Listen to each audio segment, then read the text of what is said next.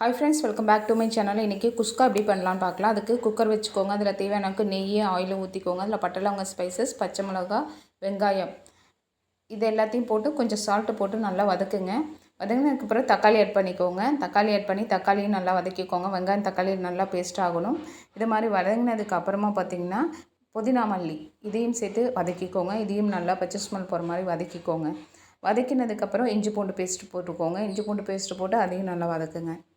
இதெல்லாம் வதங்கினதுக்கப்புறம் மசாலா போடணும்.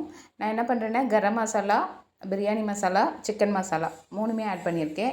அடுத்தது மஞ்சத்தூள், குழம்பு மிளகாத்தூள். எப்போவுமே இது மாதிரி குஸ்கா பிரியாணிக்குனா ரெட் சில்லி பவுடர் தான் ஆட் பண்ணுவோம். இன்றைக்கி கொஞ்சம் டிஃப்ரெண்ட்டாக நம்ம குழம்பு மிளகாத்தூள் ஆட் பண்ணி செஞ்சு பார்க்கலாமே எப்படி இருக்குன்றது ட்ரை பண்ணேன்.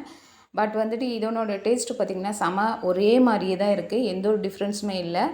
இதெல்லாம் வதங்கினதுக்கப்புறமா தயிர் ஆட் பண்ணிக்கோங்க. தேவையான அளவுக்கு தயிர் ஆட் பண்ணி தயிரையும் வதக்கிக்கோங்க. அதுக்கப்புறமா லெமன் ஒரு ஹாஃப் லெமன் அதையும் புழிஞ்சு விட்டு அதையும் சேர்த்து நல்லா மிக்ஸ் பண்ணி விட்டுட்டேன். இதை நல்லா பச்சை ஸ்மெல் போகிற மாதிரி மீடியம் ஃப்ளேமில் வச்சு வதக்கி முடிச்சுட்டு தேவையான அளவுக்கு தண்ணி அளந்து ஊற்றிக்கணும். நான் இப்போ செய்கிறது பார்த்திங்கன்னா 2 பேர் அளவுக்கு தான் நான் செய்கிறேன் இந்த குஸ்கா.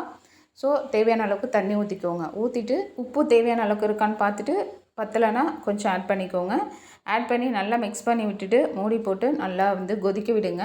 இது நல்லா பாயில் ஆகணும். தண்ணி நல்லா கொதிக்கிற மாதிரி தளபலான்னு இருக்கும் இல்லைங்களா, அந்த மாதிரி வரப்போ ரைஸ் வாஷ் பண்ணி போட்டு நல்லா மிக்ஸ் பண்ணி விட்டுக்கோங்க. நான் குக்கரில் விசில் வைக்கல, தம் மாதிரி தான் பண்ணேன்.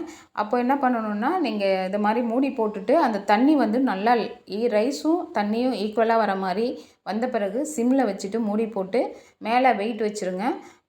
சிம்மில் இருக்கிறப்போ ஒரு 10 நிமிஷம், அப்புறம் சிம் ஆஃப் பண்ணிவிடுங்க கேஸை. அதுக்கப்புறமா ஒரு 10 நிமிஷம் அப்படியே விட்டுருங்க. அதுக்கப்புறமா ஓப்பன் பண்ணி பார்த்திங்கன்னா செம டேஸ்டியான குஸ்கா ரெடி. நீங்களும் செஞ்சு பாருங்கள், உங்களுக்கும் பிடிச்சிருக்குன்னு நினைக்கிறேன். தேங்க்யூ.